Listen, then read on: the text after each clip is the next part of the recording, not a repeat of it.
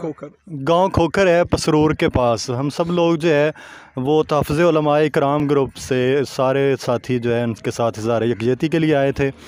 लेकिन यहाँ पे हमने देखा कि ना तो मुजरमों को किसी किस्म की शर्मिंदगी है ना एहसास है। ज़मानतें हो जाने के बावजूद तहफ़्फ़ुज़े उलमाए इकराम विंग की तरफ से मीडिया सेल का इंचार्ज अहमद खलील अस्सिराज आपसे मुखातिब हूँ। कल रात इंतहाई पुरमलाल ख़बर मिली, बोलकर मेरे ऊपर तशद्दुद करने लगे। फिर उसके बाद मुझे नीचे गिराने के बाद मेरी दाढ़ी को नोचा और दाढ़ी को नोचने के बाद पैरों के अंदर रौंदा और साथ में धमकी दी। और फिर दाढ़ी को भी नहीं देखा, उन्होंने सुन्नत रसूल को नहीं देखा। उन्होंने कहा कि आपकी दाढ़ी को हम वहाँ दे देंगे। बदतमीज़ाना अल्फाज अदा किए।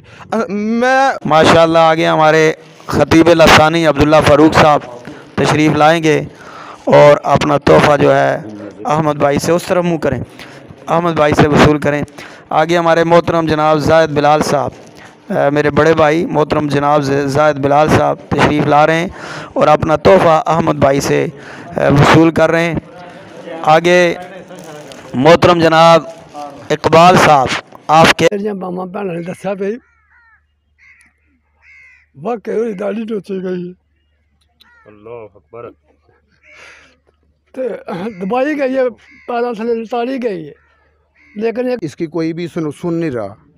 तो हम तो कहते हैं सबसे अपील है कि इसकी हेल्प की जाए। आप लोग ही हैं इसकी बात करने वाले, हमको तो कोई नज़र नहीं आ रहा। ये आप लोग पता नहीं किधर से आए हैं इसकी मदद करने के लिए।